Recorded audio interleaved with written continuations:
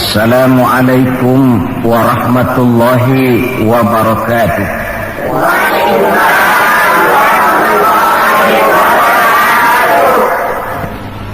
Bismillahirrahmanirrahim. Alhamdulillahi rabbil alamin. Wassalatu wassalamu ala asyrafil anbiya'i wal mursalin Sayyidina Muhammadin wa ala alihi wa ashabihil mujahidin at-tahirin, amma ba'du. Bapak-bapak, ibu-ibu, saudara-saudara, ma'asyiral muslimin rahimakumullah. Pertama, marilah kita memanjatkan puji dan syukur kehadirat Allah Subhanahu wa ta'ala, yang atas izinnya saat ini kita dapat bertemu dan berkumpul bersama-sama dalam rangka memperingati maulid junjungan kita Nabi besar Muhammad sallallahu alaihi wasallam. Kita tahu bahwa sejarah sepanjang perjalanannya banyak mencatat orang-orang besar. Ada orang menjadi besar oleh karena pangkat, jabatan dan kekuasaannya. Apabila pangkat, jabatan dan kekuasaannya selesai, maka selesai kebesarannya sampai di situ. Ada orang menjadi besar oleh karena harta benda dan kekayaan yang dimilikinya. Bila satu saat ia jatuh bangkrut, tamatlah kebesarannya sampai di situ. Ada pula orang yang menjadi besar oleh karena ia dibesar-besarkan dan berusaha setengah mati untuk mencapai kebesaran tadi. Bila satu saat terjadi pergeseran nilai, masyarakat mencemoohkannya, maka kebesaran itu pun selesai sampai di situ. Adapun Rasul yang kita peringati maulidnya saat ini, beliau besar bukan lantaran pangkat, jabatan dan kekuasaan. Beliau besar tidak karena harta benda dan kekayaan. Pun beliau menjadi besar tidak karena dibesar-besarkan oleh umatnya. Beliau besar karena dibesarkan oleh Allah Subhanahu wa ta'ala. Satu kali orang sudah dibesarkan oleh Allah, bagaimanapun usaha orang lain untuk mengecilkannya, orang itu akan tetap menjadi besar. Tetapi satu kali orang dikecilkan oleh Allah, satu negara orang mau mengangkat dia, kalau memang dasarnya potongan nyungsep, tentu tidak akan naik ke atas juga. Jelas Pak? Jelas? Apaan? Pokoknya jelas. Tidak ada seorang penulis pun, baik ia dalam Islam maupun dari luar Islam, jikalau mau bicara dengan jujur, yang tidak mengagumi kebesaran pribadi dan martabat Rasulullah sallallahu alaihi wasallam. Dalam satu kalimat yang indah, Imam Busairi di dalam qasidah burdahnya menjelaskan kepribadian beliau dengan untayan kata, kal badri fi syarafin wa zahri fi tarafin wal bahri fi karamin wa dahri fi himamin. Rasulullah itu, kata beliau, tinggi martabat bagai rembulan, tabah dan ulet laksana masa, dermawan bak samudra luas biru membentang, tabah dan ulet laksana masa. Itu sebabnya beliau oleh Allah dijadikan figur, dijadikan model dan pola sebagai contoh bagi kehidupan umat Islam. Sehingga di dalam Al-Quran Allah menyatakan, laqad kana lakum fi rasulillahi uswatun hasanah. Sungguh telah ada bagi kamu pada diri Rasulullah itu contoh teladan yang sangat baik. Timbul pertanyaan, mengapa Rasul menjadi contoh buat kita? Pertama, beliau menjadi contoh buat kita karena beliau manusia, hidup dan berjuang secara manusiawi. Kalau manusia disuruh mencontoh manusia, tentu wajar yang tidak wajar kalau manusia disuruh mencontoh jin atau malaikat. Maka dalam ayat Quran Allah menyatakan, laqad ja'akum rasulun min anfusikum, sungguh telah datang kepadamu seorang rasul, yang rasul itu berasal dari jenis kamu manusia. Saudara-saudara, kalau rasul yang diutus Allah itu jin atau malaikat, kemudian berhasil di dalam tugasnya, barangkali kita tidak perlu kagum. Datang rasul ke dunia ini, rasulnya jin. Saya yakin satu dunia mungkin orang beriman semua, tetapi bukan karena ikhlas dan yakin, mungkin karena ngeri sama rasulnya. Bayangkan kalau rasul jin dia turun ke alam ini dengan segala macam tingkah polanya, mungkin orang sedunia akan menjadi beriman. Yang kedua, rasul menjadi contoh di dalam kehidupan kita karena pribadi beliau lengkap. Artinya, jikalau kita kebetulan seorang pemimpin, beliau juga pemimpin. Jikalau kita seorang jenderal, beliau memimpin tentara di medan perang. Jikalau kita seorang kepala rumah tangga, beliau punya anak dan istri. Jikalau kita seorang guru, beliau mengajar jamaah di masjid. Jikalau kita seorang pedagang, beliau pun pedagang yang jujur. Jikalau kita seorang mubalik, beliau juga berdakwah menyampaikan Islam kepada manusia.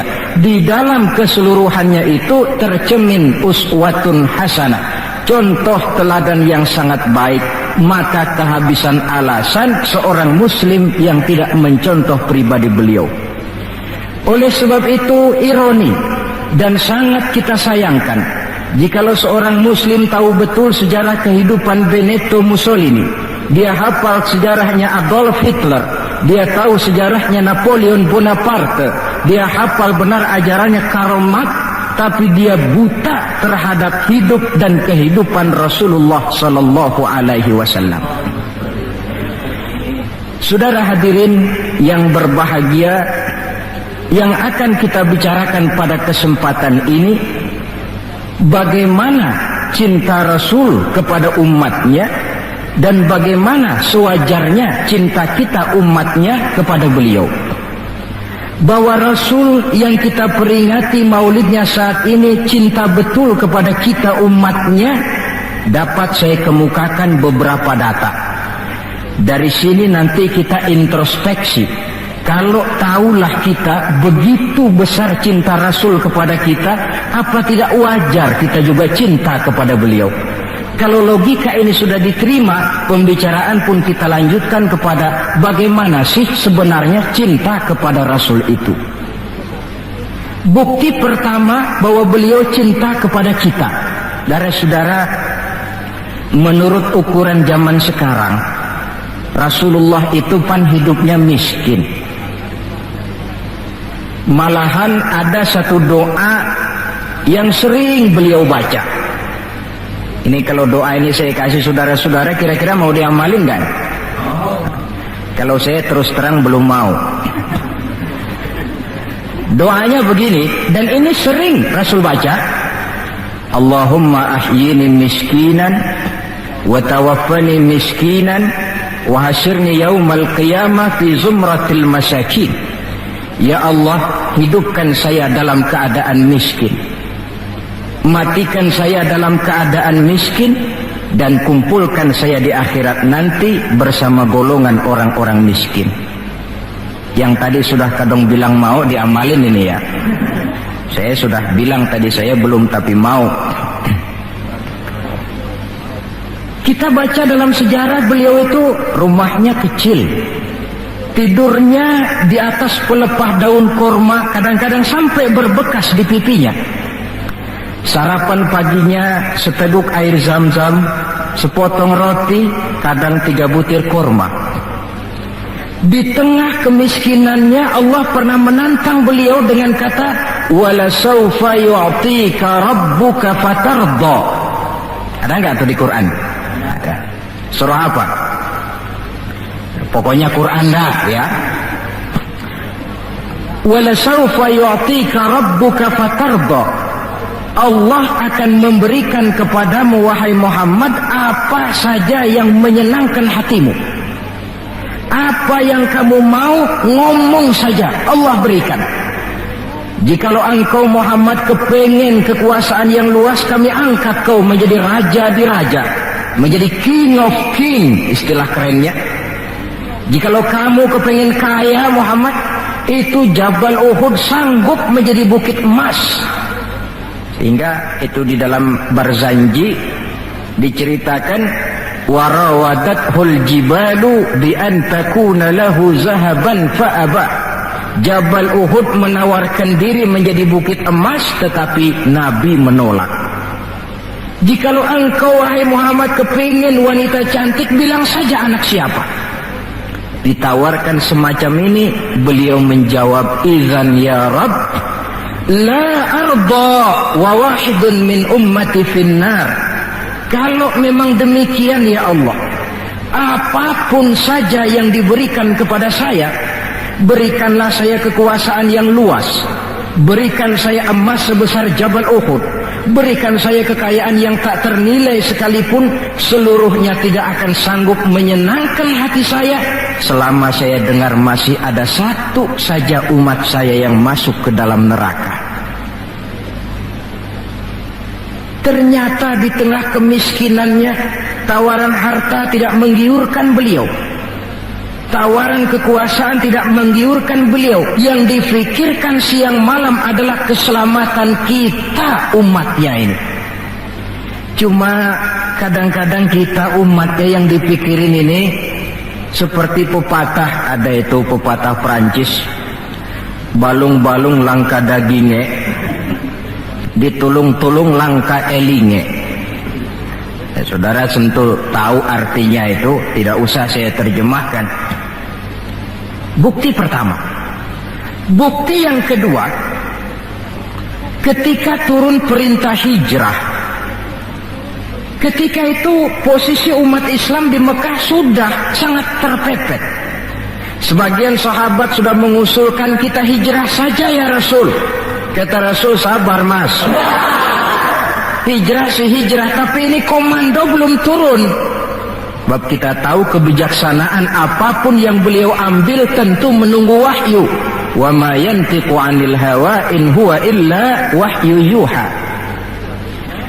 Nah, lantas ketika benar-benar turun itu perintah hijrah, beliau pidato di depan para sahabat, saudara-saudara, perintah hijrah sudah turun. Berangkatlah tuan-tuan lebih dulu ke Madinah. Lalu anda sendiri kapan ya Rasul? Saya belakangan. Kenapa mesti belakangan? Tuan-tuan harus tahu, yang dicari, yang dikejar-kejar, yang diancam akan dibunuh itu saya. Jikalau kita hijrah bersama-sama ke Madinah, kita akan dikejar-kejar terus. Tapi kalau tuan-tuan berangkat lebih dulu ke Madinah, sementara saya tetap berada di kota Mekah ini, tuan-tuan akan sampai ke kota Mekah dengan tenang dan selamat, sebab saya yang mereka cari masih tetap berada di kota Mekah. Keadaan begitu kritis, tapi umatnya dulu disuruh hijrah, beliau bertinggal di kota Mekah menghadang mara bahaya. Ini rupanya pemimpin lebih mementingkan keselamatan orang yang dipimpinnya daripada keselamatan dirinya sendiri. Enggak mentang-mentang turun perintah hijrah terus ngepak koper, udah ya gue duluan. Ya, umatnya yang disuruh berangkat dulu, keselamatan umatnya yang dipikirkan, cintanya kepada umatnya. Bukti yang ketiga, saudara-saudara, bahwa Rasul cinta kepada kita. Dikala beliau akan datang ajal, hari Senin tanggal 12 Rabiul Awal seperti hari kelahirannya. Dikala itu sakit beliau sudah agak payah. Datang waktu subuh di Madinah ini, Bilal pun azan di masjid. Selesai azan, sebagian sahabat melakukan sholat sunnah qobliyah, lalu menunggu kedatangan baginda Rasul sallallahu alaihi wasallam untuk mengimami sholat subuh. Lantaran ditunggu lama tidak datang, akhirnya Bilal diutus menjemput baginda Rasul. Ketika sampai di rumah, beliau berkata, "Bilal, sakitku sudah agak payah ini. Rasa-rasanya tak kuat lagi aku jadi imam. Kau kembalilah ke masjid, sampaikan ini kepada semua sahabat dan minta kesediaan Abu Bakar menjadi imam." Bilal dengan muka sedih dan air mata berurai membasahi pipi berangkatlah ke masjid. Saudara-saudara, baginda Rasul sudah tidak kuat lagi mengimami sholat. Beliau perintah Abu Bakar untuk menjadi imam. Kata Abu Bakar, "Saya tidak mau jadi imam kalau baginda Rasul masih hidup." Ini termasuk akhlak, etika para sahabat. Akhirnya satu masjid nangis semua. Sholat subuh belum nangis. Sampai tangisan itu kedengaran ke rumah Nabi. Beliau berkata kepada putrinya Fatimah, "Coba kau lihat kenapa orang di masjid nangis." Setelah Fatimah kembali lapor, "Abah, mereka sedih karena sadar bahwa saat berpisah sudah hampir datang." Kalau begitu, suruhlah Bilal kemari. Datang Bilal, dipapah Rasul berangkat juga ke masjid mengimami sholat. Sholatnya ringkas karena beliau sakit. Dan memang beliau juga mengajarkan, "Idza amma ahadukumun nas falyukhaffif." Kalau kamu jadi imam, ringankan sholatmu. Kalau jadi imam jangan panjang-panjang. Sebab apa? Di belakang kamu yang jadi makmum itu orangnya tidak sama semua. Ada orang tua yang diri saja sudah payah. Ada orang yang punya penyakit darah tinggi, kalau sujud kelamaan kepalanya ngebet. Ada yang habis sholat janji mau terima duit, kakinya sudah gatal kepengen pulang. Kalau jadi imam jangan lama-lama, kata Rasul. Tetapi kalau kamu sholat sendirian, falyutawil masya'a, persilahkan sepanjang yang menurut kamu mau. Jangan mentang-mentang sudah dipilih jadi imam overacting. Jadi imam sholat isya, rakaat pertama selesai Fatihah surah Baqarah, rakaat kedua selesai Fatihah surah Yasin.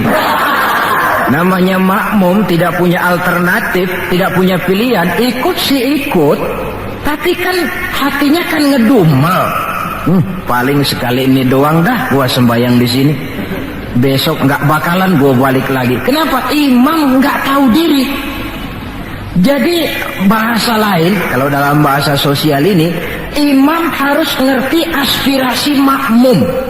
Pemimpin mesti tahu kehendak orang yang dipimpinnya. Kalau tidak, yang akan timbul pasti partisipasi semu. Yang saya khawatir, kalau makmum dipaksa mengikuti maunya imam, yang akan makin subur ialah timbulnya mental-mental munafik. Manis jika berhadapan, balik belakang lain bicara. Pandai bermain minyak di atas air, tapi pada gilirannya menggunting dalam lipatan, menjegal kawan seiring. Sopannya kayak belangkon, depan rata, belakang ngepelin. Tentu kan tidak enak timbul partisipasi yang semacam ini. Selesai sholat, baginda Rasul bangun, lalu pidato singkat di depan para sahabat. Saudara-saudara, rasa-rasanya saat berpisah sudah akan datang. Lama kita bergaul, tentu sedikit banyak terjadi kesalahan yang saya lakukan. Maka barang siapa yang pernah saya pukul tanpa saya sengaja, balaslah sekarang. Barang siapa yang hartanya pernah saya ambil tanpa alasan yang hak, silahkan dia tuntut dari saya. Mana ada pemimpin menjelang wafat ini minta dipukul oleh umatnya. Hening suasana, sahabat terfekur semua, berurai air mata. Di dalam keheningan yang demikian rupa, tiba-tiba seorang sahabat bangkit. "Saya ya Rasul." "Ada apa?" Sahabat itu namanya Sawad, sesuai dengan namanya, orangnya rada hitam. "Ya Rasul, dalam satu peperangan Tuan mau mecut onta. Tuan sih mungkin gak lihat bahwa saya di belakang onta itu. Saya kena pecut." Jadi bagaimana? Ya saya nuntut balas dong. Ini sahabat yang lain jengkel nih, sawat gila juga. Orang sudah mau berpisah begini masih nuntut balas. Baik sawat, Umar tolong ambilkan cambuk. Sayyidina Umar sambil nyerahin cambuk, sawat, kalau bahasa kita buat talangin aja dah. Gak usah Rasul, saya saja yang kau cambuk. Kata Nabi Umar, biar dia kena cambuk saya, biar dia balas saya. Silakan sawat. Ya Rasul, apalagi? Waktu saya kena cambuk tuan, saya nggak pakai baju. Jadi biar seri dong. Tuan buka-bukalah baju tuan. Baik, Rasul buka bajunya. Ketika baju sudah dibuka, sawat buang cambuk itu. Dia berlari merangkul badan Rasul seerat-eratnya. Sampai sebagian sahabat makin bingung. Ini apa maunya sawat? Ya Rasulullah, saya tahu sebentar lagi kita akan berpisah. Saya tidak tahu apa di akhirat nanti kita bisa kumpul. Kalau saya untung masuk surga, mungkin kelas saya di surga lain dengan kelas tuan. Itu kalau saya ke surga. Kalau saya nggak ke surga, sudah terang kita nggak akan ketemu. Maka sebelum saya berpisah dengan tuan, saya kepengen kulit badan saya yang hina ini bersentuhan dengan kulit badan tuan yang mulia. Kalau saya nggak akal-akalin begitu, tuan nggak bakalan buka baju katanya. Oh, rupanya itu yang dimaui sawat.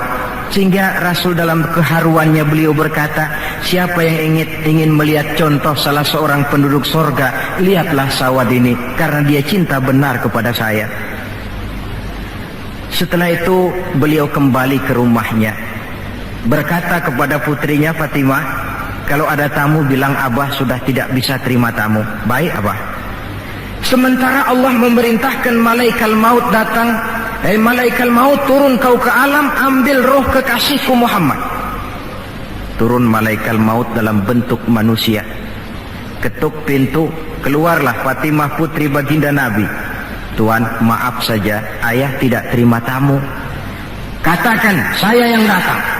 Melihat roman muka orang ini, Fatimah gemetar seluruh badannya, lalu kembali kepada ayahnya. Ayah, ada tamu. Saya bilang ayah tidak terima tamu. Dia malah berkata, katakan saya yang datang. Melihat roman mukanya, gemetar seluruh tubuh saya. Hebat orang ini. Siapa sih ayah? Baginda senyum. Fatimah, kau tahu siapa yang datang? Tidak tahu ayah. Yang datang itu Fat, hadimul lazat wa qati'us syahawat. Yang datang itu Fat, dialah yang menghancurkan seluruh kesenangan dunia. Dia yang memisahkan kita dengan semua yang kita cintai. Yang datang itu malaikat maut Fat, suruh dia masuk. Ketika malaikat maut masuk, ya malaikat maut sudah datang saatnya. Ya Muhammad, aina Jibril? Malaikat Jibril di mana? Sebentar lagi dia datang. Ketika turun malaikat Jibril, baginda Nabi bertanya, akhbirni ya Jibril, mali indallahi minal karamah. Wahai Jibril, tolong beritahu saya, kalau sebentar saya menghadap Allah, kehormatan apa yang diberikan Allah kepada saya? Tidak usah khawatir Muhammad, kata malaikat Jibril. Inna abwabas sama qad futihat wal malaikatu saffu sufufan yantaziruna li ruhik. Pintu langit sudah dibuka, malaikat sudah berbaris menunggu kedatangan rohmu yang suci. Alhamdulillah. Kalau itu saya ya? Iya. Kalau umat saya bagaimana Jibril? Umat saya, umatmu? Iya. Umatmu juga jangan khawatir Muhammad. Allah sudah memberikan fasilitas. Kata Allah, inni haramtul jannata ala sairil umam hatta tadkhulaha ummatuka. Surga ku haramkan buat seluruh umat, kecuali kalau umatmu Muhammad sudah masuk ke dalamnya. Ini fasilitas. Jadi sungguh pun kita umat terbelakang menurut abjad, tapi disuruh diberi fasilitas masuk surga lebih dahulu ketimbang umat-umat yang lain. Alhamdulillah, kalau begitu legalah saya, kata Nabi. Mari malaikat maut persilakan, saya ikhlas. Lalu diambillah ruh beliau perlahan-lahan, naik ruh itu ke lutut, ke pusat, ke dada, sampai ruh di tenggorokan. Fatimah dekatkan telinganya ke bibir ayahandanya yang mulia itu. suara terakhir yang sempat direkam oleh Sayyidatuna Fatimah, bisikan terakhir menjelang wafat, 3 kalimat, as-shalah, as-shalah, an-nisa, ittaqun nisa, ummati, ummati. Dengan kalimat itu beliau kembali menghadap Allah. Solat, jaga solat. Wanita, lindungi kaum wanita. Umatku, umatku. Itu kalimat terakhir yang beliau ucapkan. Kita umatnya yang disebut. Manalah di dunia ini pemimpin yang sempat nyebut umatnya dikala mau ajal. Napoleon Bonaparte, singa daratan Eropa, luas kekuasaannya, dikala mau wafat dia tidak sempat nyebut bangsanya, bangsa Prancis. Yang sering dia sebut Margaret Josephine, Margaret Josephine, gacoannya. Adolf Hitler, gagah perkasa, dikala hari-hari akhir kejayaannya, dia tidak nyebut Jerman. Dia tidak nyebut suku bangsa Arya yang dia agul-agulkan. Yang banyak dia sebut Eva Braun, Eva Braun. Sebagaimana Julius Caesar pun menyebut Cleopatra. Adapun baginda Rasul di akhir hayatnya tidak beliau nyebut bangsa Arab.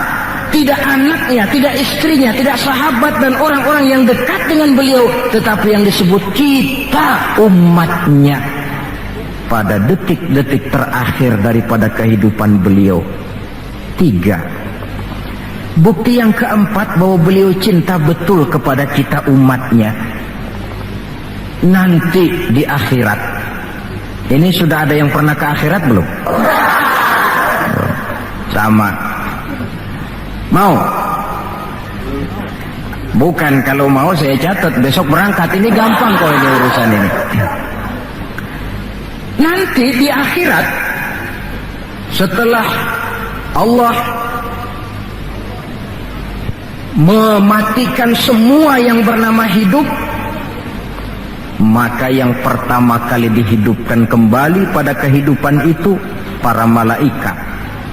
Setelah malaikat dihidupkan kembali, maka Allah memberikan tugas kepada para malaikat, katakanlah semacam panitia akhirat. Nah, malaikat Malik, siapkan itu neraka.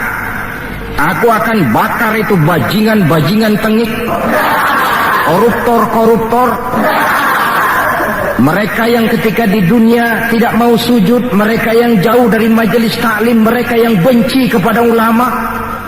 Kau Ridwan, siapkan surga. Aku akan balas hamba-hambaku yang ketika di dunia mereka rajin sujud, dekat dengan ulama, menyintai majelis taklim, gemar berbuat kebajikan. Kamu Jibril dan Mikail berangkat ke surga, ambil kendaraan yang bernama Buraq, bawa pakaian kebesaran, turun ke alam, cari di mana kubur kekasihku Muhammad, bawa dia ke surga. Turunlah malaikat Jibril dan Mikail. Ketika itu alam sudah rata. Malaikat Jibril berdoa, ya Allah, saya mohon pertolonganmu agar bumi yang menyimpan tubuh suci Muhammad terbuka hendaknya. Terbuka kubur Nabi. Beliau bangkit dari kubur mengusap-usap mata seperti orang bangun tidur. Tengok kanan malaikat Jibril, tengok kiri malaikat Mikail. Lalu beliau bertanya, ayu yaumin hadza ya Jibril? Ini hari apa ya Jibril? Kata malaikat Jibril, ya Muhammad, hadza ma wa'ada ar-Rahman. Inilah hari yang dijanjikan Allah. Ini hari kiamat Muhammad. Kiamat, kiamat. Ya Jibril, jikalau ini memang hari kiamat, aina tarakta ummati? Kalau ini memang hari kiamat Jibril, umat saya di mana? Kita yang ditanya. Bangun dari kubur, tahu kalau itu hari kiamat, pertanyaan pertama, umat saya di mana? Barangkali kalau saudara yang bangun paling dulu dari.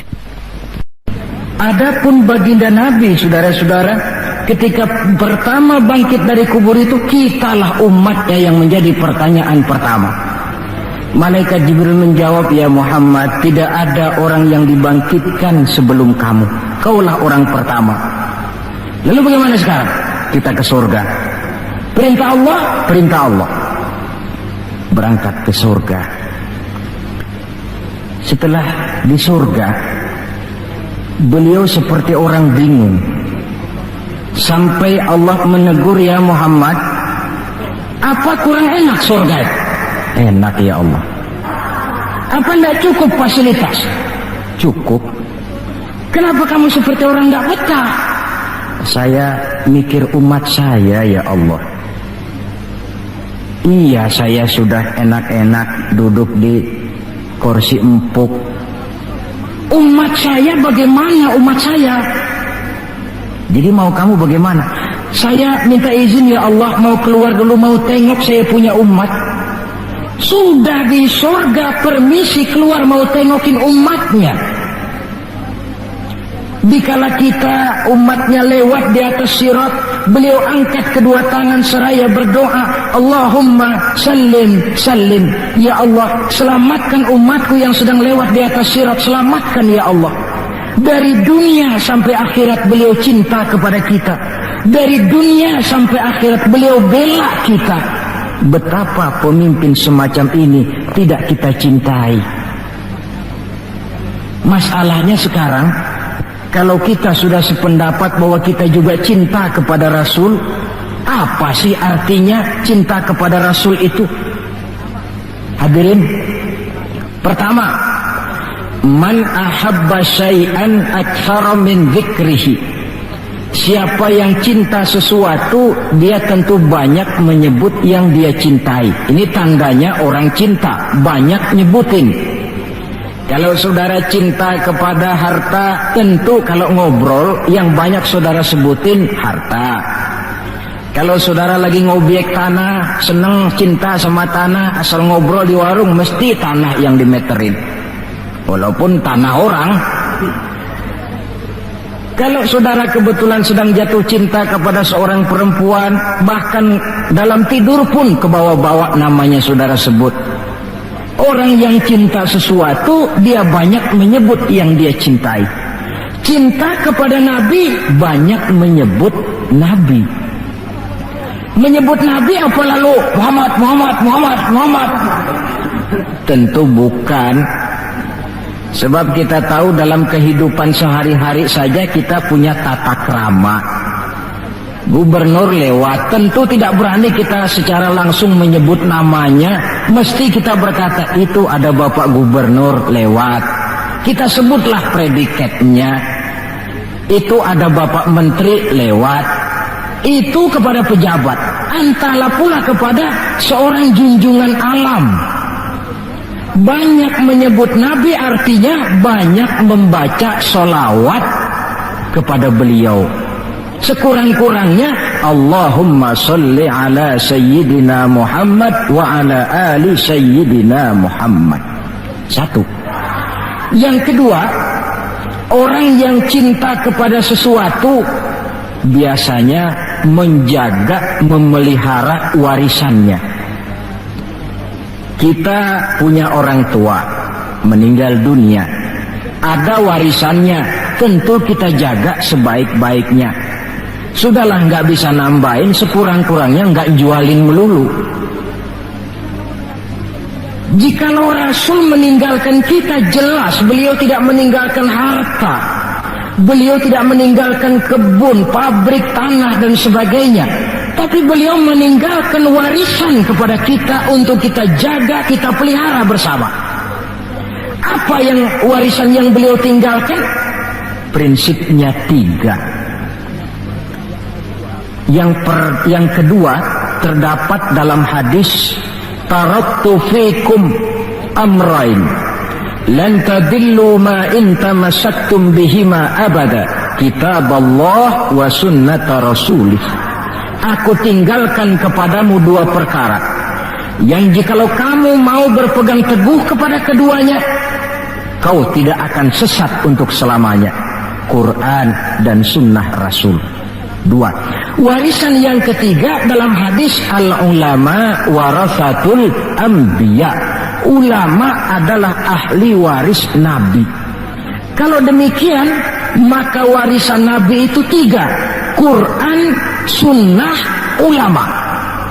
Inilah warisan yang perlu kita jaga, warisan yang perlu kita pelihara, yang kita laksanakan dan terjemahkan di dalam kehidupan kita. Mari kita lihat. Warisan pertama, Quran. Kitab suci bagi kita umat Islam. Bagaimana cara kita memelihara warisan yang namanya Quran ini? Pertama, usahakanlah agar membaca Quran menjadi salah satu hobi di dalam kehidupan kita.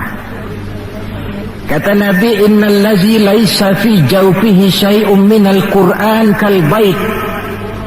Orang yang dari tenggorokannya tidak pernah keluar ayat Quran barang sepotong pun, belum pernah ngaji barang seayat pun, itu orang, kata Nabi, kayak rumah kosong.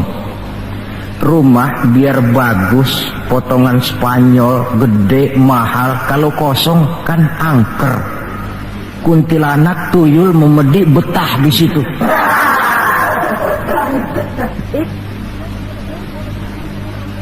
Dan oleh karena Quran ini produk Allah, dibaca dalam segala keadaan pantas. Di gubuk reot di pinggir kali ada orang baca Quran, pantas. Di rumah mewah ada yang baca Quran, cocok. Kemudian orang sedih baca Quran, terhibur. Orang gembira baca Quran, tidak menjadi lupa diri. Di istana ada yang baca Quran, pantas. Di depan kubur ada yang baca Quran, pantas. Orang kawin dibacakan Quran, bagus. Orang mati dibacakan Quran juga cocok. Lantaran dia produk Allah. Setelah membacanya, lalu meningkatkan kepada tahapan yang kedua, mencoba memahami isinya. Lewat segala kesempatan yang memang mungkin, entahlah dengan jalan mengaji, tukar pikiran, diskusi, banyak membaca. Tetapi tentu dengan catatan bahwa kita memahami Al-Quran ini tidak bisa mengandalkan kemampuan intelektual semata-mata, seperti yang banyak gejalanya terjadi di zaman sekarang ini, di mana orang mencoba menggali hakikat Quran dengan mengandalkan kemampuan intelektualnya. Kadang-kadang bahasa Arab saja nggak ngerti, dia gali Quran cuma sekedar lewat terjemahannya. Yang saya khawatir akan timbul kecenderungan di mana orang mikir dulu baru nyari ayat. Akhirnya ayat Quran dicocok-cocokin sama pikirannya. Bukan ada ayat dipikirin, tapi malah mikir dulu baru mencari ayat. Saudara hadirin, munculnya pesantren-pesantren kilat dalam upaya memahami Islam. Secara pribadi saya bersyukur, merasa gembira, tetapi yang saya sayangkan jikalau dengan pesantren kilat itu lalu merasa bahwa diri sudah cukup. Setelah nyantren 1 minggu pesantren kilat, keluar pesantren sudah kayak pendekar, ulama anu salah, kiai anu nggak bener, ustadz anu salah, semua ulama-ulama salah. Baru nyantren seminggu sudah semuanya salah. Lebih celaka lagi kalau nanti upaya memahami Islamnya, ini dalam bahasa sosialnya disebut frame of reference, seperti orang buta kenal gajah, yang mati-matian mempertahankan teori bahwa gajah itu tipis dan lebar seperti kipas, cuma karena kebetulan yang dia pegang baru sekedar telinga gajah. Maka upaya memahami Al-Quran tidak bisa dilepaskan kaitannya dengan bantuan orang yang ahli di bidang itu.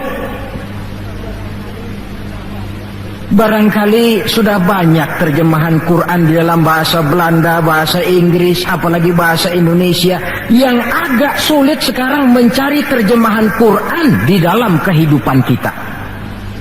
Saya sering ambil contoh ringan, umpamanya nih sensus versi saya.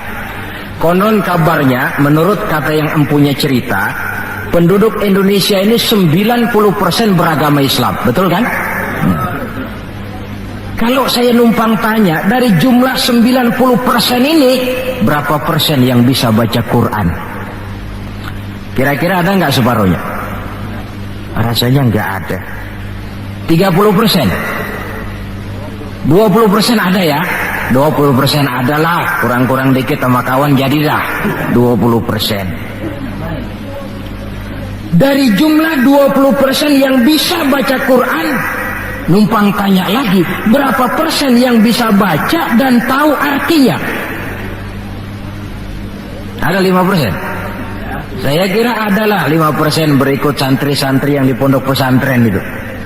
Dari jumlah 5% yang bisa baca Quran dan tahu artinya, berapa persen yang bisa baca, tahu artinya, lalu mengamalkan ajaran Quran? Ini yang masih bisa dihitung dengan jari. Sehingga tidak heran bahwa umat ini mayoritas, tapi lebih sering jadi penonton daripada jadi pemain. Lebih sering jadi objek daripada menjadi subjek. Dalam bahasa Arabnya lebih sering menjadi maf'ul daripada menjadi fa'il. Sebab kuantitas yang tidak diiringi oleh kualitas, ini yang bahasa Nabi, ghusa'un ka ghusa'is sail, seperti busa di lautan. Banyak tapi centang perenang, banyak tapi tidak punya daya dan kekuatan, dihempaskan ke tepian pantai tanpa punya makna dan arti. Kadang kita baca Quran, tapi sementara di pihak lain kita juga yang menginjak-injak isinya. Kita baca ayat wa halallahu al-bai'a wa harrama riba, Allah halalkan jual beli, Allah haramkan riba, tapi renten ditelan terus. Kita baca ayat wa tasimu bihablillahi jami'an wa la tafarraqu, berpegang teguhlah kepada tali Allah, jangan kamu bercerai-berai, tetapi sesama muslim main pelotot-pelototan jalan terus. Yang kita baca kadang-kadang kita juga yang menginjak-injaknya. Ini warisan pertama, Al-Quran. Warisan yang kedua, sunnah Rasulullah Sallallahu Alaihi Wasallam, yang diantara fungsinya menjelaskan apa yang oleh Al-Quran tidak dijelaskan dalam bentuk detail. Quran misalnya cuma mengatakan aqimis sholat, dirikan sholat. Bagaimana cara sholat? Tidak ada dalam Quran. Bahwa sholat mesti takbiratul ihram, mesti tahiyat, mesti ruku duduk di antara dua sujud, tidak ada dalam Quran. Yang menjelaskan itu semua sunnah. Quran cuma menjelaskan wa atimul hajja wal umrata lillah, laksanakan haji dan umrah karena Allah. Bagaimana manasik haji, bagaimana jumrah, bagaimana tawaf, bagaimana sa'i, tidak ada dalam Quran. Sunnah lah menjelaskan semua itu. Nah, untuk memahami Quran dan sunnah, jalan apa yang kita tempuh?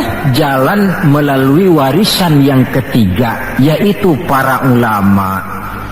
Diakui atau tidak, kita hutang jasa kepada para ulama yang dengan tekun dari musola ke musola, dari pesantren ke pesantren, dari pengajian ke pengajian, membimbing, menjaga dan memelihara umat ini.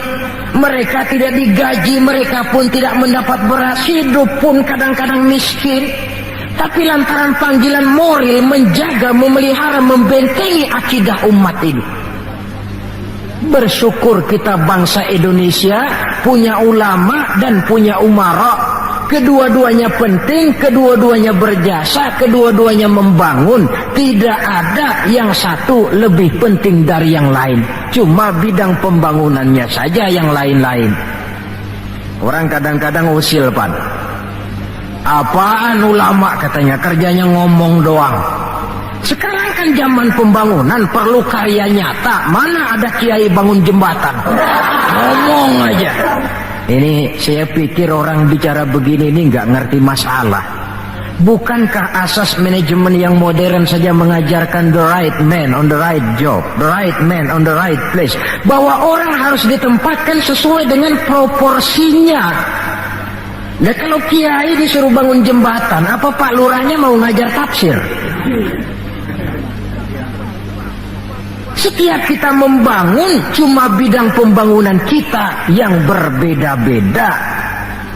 Dan kenyataan makin menunjukkan kepada kita, saudara-saudara, sekarang ini yang namanya ulama, maaf-maaflah, sudah merupakan jenis makhluk langka. Malahan barangkali sudah termasuk jenis makhluk yang harus dilindungi dari kepunahan ini. Dan mencetak sarjana lebih gampang ketimbang mencetak kiai. Saudara mau jadi sarjana, taruh sekolah 22 tahun dah, udah campur nggak naik itu. Ya cobalah kalau TK 1 tahun, TK 1 tahun, SD 6 tahun, PAN 7 tahun, SMP 3 tahun, 10 tahun, SMA 3 tahun, 13 tahun, kuliahlah 5 tahun, 18 tahun, cadangan nggak naik lah 4 tahun. Masa dicadangin nggak 4 tahun nggak selesai, sarjana tinggal pilih. Tapi saudara ngaji dari kecil sampai 20-30 tahun belum tentu loh jadi kiai. Dan nggak bisa minta, Mas gua kan ngaji melulu panggil gua kiai, kenapa sih?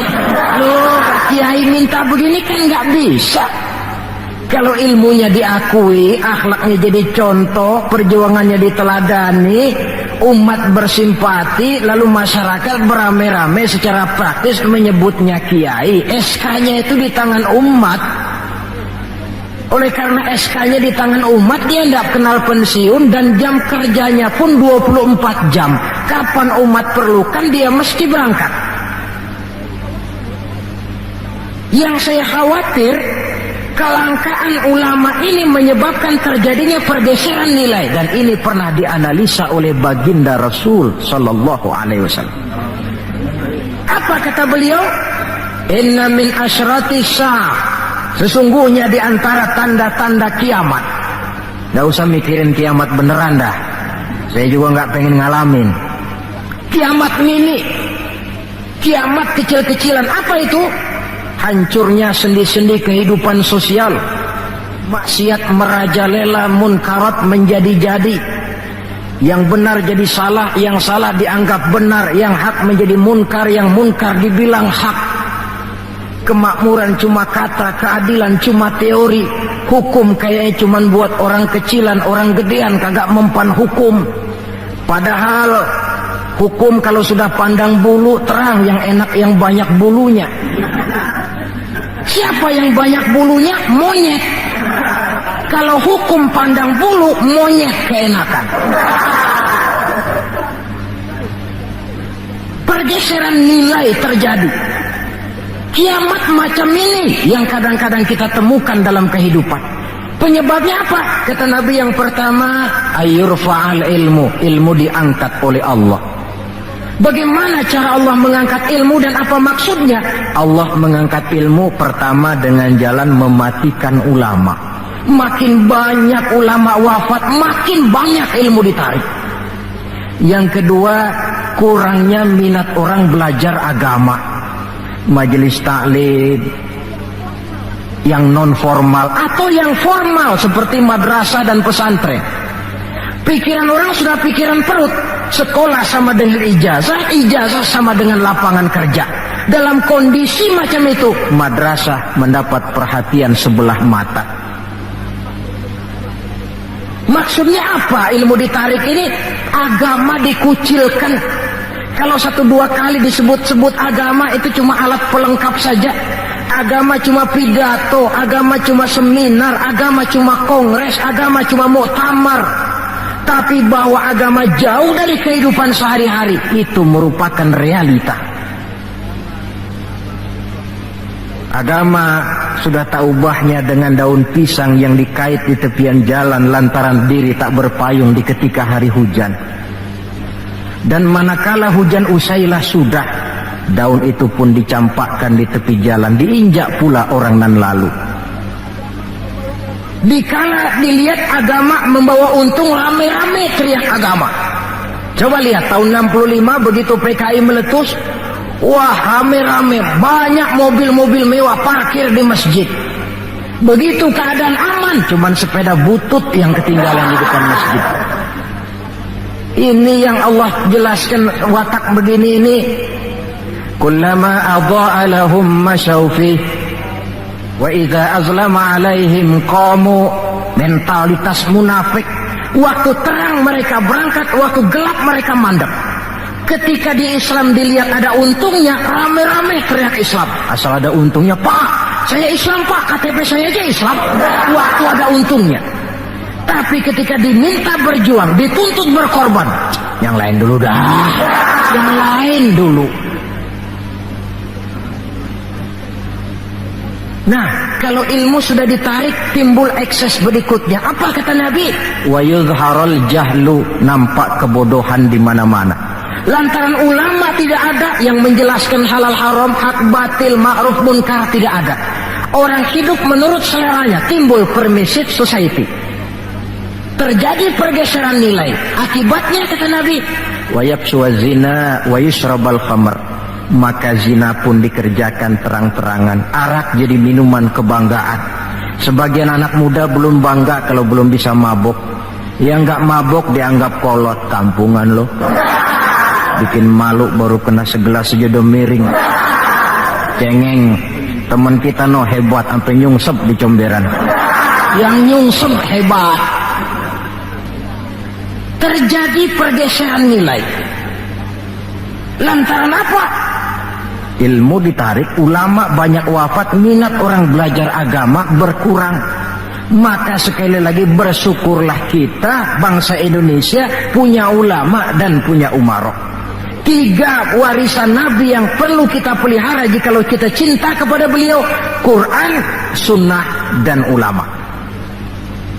Kemudian yang terakhir, orang yang cinta sesuatu tentu dia mengikuti, mencontoh yang dia cintai. Jikalau kita cinta kepada baginda Nabi, sekurang-kurangnya kita mencontoh pola kehidupan beliau. Saudara remaja cinta kepada Michael Jackson umpamanya, tentu lalu timbul gairah nyontoh. Ini Michael Jackson, bajunya potongannya bagaimana? Bikin. Kacamatanya model bagaimana? Beli. Rambutnya bagaimana? Oh, sebelah cukur, sebelah enggak. Bikin. Pokoknya pantas enggak pantas, nyontoh. Orang yang cinta sesuatu, dia contoh yang dia cintai. Jikalau kita cinta kepada baginda Nabi, pola kehidupan beliau pun kita perlu mencontohnya. Apa yang terpenting dalam kehidupan ini untuk kita jadikan contoh? 2 hal saja. Pertama akhlak, dan yang kedua ibadah. Kita tahu akhlak beliau bukan cuma manusia, Allah yang puji. Wa innaka la'ala khuluqin azim.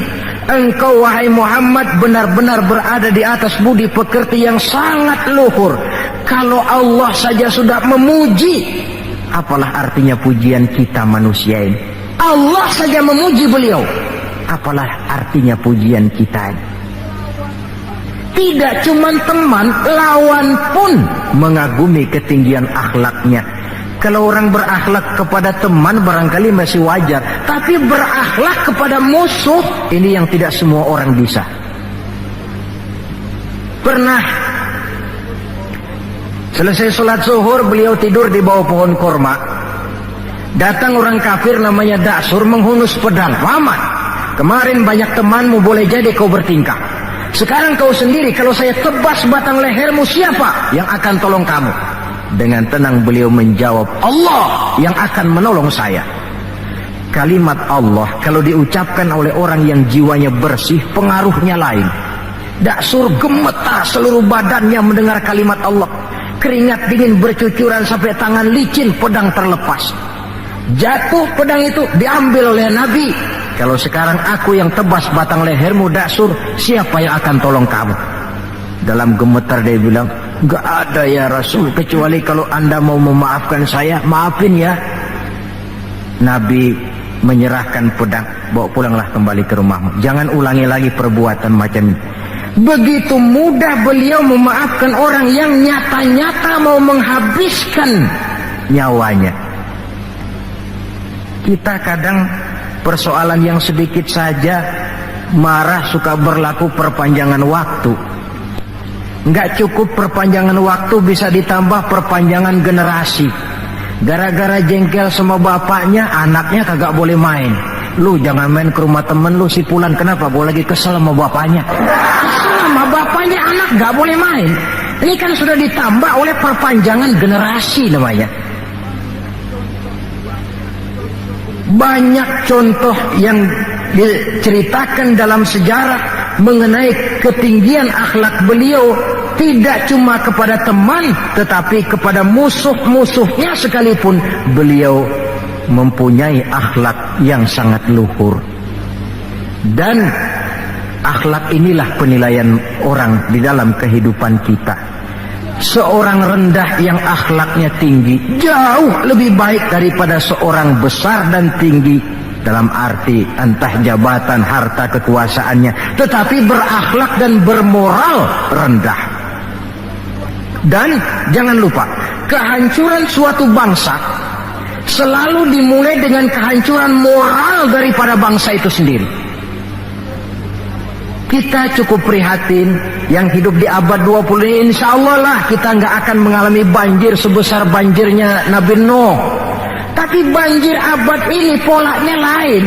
Banjir maksiat dan munkarat, banjirnya peradaban dan kebudayaan yang menghancurkan moral anak-anak kita, banjirnya paham-paham yang menghancurkan, sekurang-kurangnya mendangkalkan kita punya akidah. Terhadap banjir-banjir semacam ini kita perlu punya kapal supaya selamat diri, selamat keluarga, selamat generasi yang akan datang dari segala macam banjir yang tidak kita inginkan. Nah, untuk mencontoh akhlak beliau inilah kita perlu membaca, mempelajari peri kehidupan beliau. Akhlaknya ketika menjadi pedagang, akhlaknya ketika memimpin tentara, akhlaknya dalam kehidupan di rumah tangga, akhlaknya kepada para sahabat, akhlaknya menghadapi musuh sekalipun. Bukankah sejarah juga yang menceritakan kepada kita, pada waktu dakwah ke Taif beliau bukan disambut malah disambit. Ketika itu turun malaikat Jibril, ya Muhammad, kalau kau mau orang yang melontari kau dengan batu hancur, sekarang ini juga aku timpa mereka dengan Jabal Uhud biar mampus semua. Kata Nabi, jangan ya Jibril, saya ini diutus bukan untuk menghancurkan orang, saya ini rahmatan lil alamin. Jadi mau kamu apa? Saya cuma mau berdoa buat mereka. Allahumma hdi qaumi fa innahum la ya'lamun. Ya Allah, berikan hidayah, petunjuk kepada kaumku yang tadi melontari aku dengan batu lantaran mereka tidak tahu. Karena tidak tahu maka mereka lontari aku dengan batu. Andai mereka tahu, itu tidak akan mereka lakukan. Sudahlah dilontari batu, yang melontari batu malah didoakan dan doanya pun bagus. Akhlak di dalam kehidupan. Hal kedua yang mau kita contoh adalah ibadah. Hadirin, kalau ada satu-satunya manusia yang sudah mendapat jaminan ampun dari segala dosa, itu cuma baginda Nabi orangnya. Liyaghfira lakallahu ma taqaddama min dzambika wa ma ta'akhkhar. Ya Muhammad, dosamu yang dulu, yang sekarang, yang akan datang, jikalau memang ada, semuanya sudah dijamin ampun oleh Allah. Tapi makin diampuni, makin banyak ibadahnya. Lantaran sandaran vertikalnya benar, beliau dekat dengan Allah. Lantaran Allah dekat, pertolongan selalu datang. Bukankah manusia cuma pandai berusaha dan berusaha, namun kepastian sepenuhnya di tangan Allah. Kesanalah kita perlu berhubungan secara baik supaya maksud dan tujuan kita terlaksana. Nah, ibu-ibu dan bapak-bapak, maafkan saya agaknya cuma sekedar inilah yang dapat saya sampaikan pada pertemuan kali ini. Mudah-mudahan cinta kita kepada baginda Rasul bisa kita wujudkan dengan pertama, banyak membaca sholawat kepada beliau. Yang kedua, menjaga warisan yang beliau tinggalkan, Quran, Sunnah, dan ulama. Dan yang ketiga, mencontoh beliau sesuai dengan batas kemampuan kita sebagai manusia. Sekian dan demikianlah, lebih kurang mohon maaf. Usikum wa iyaya bitaqwallah. Wassalamualaikum warahmatullahi wabarakatuh.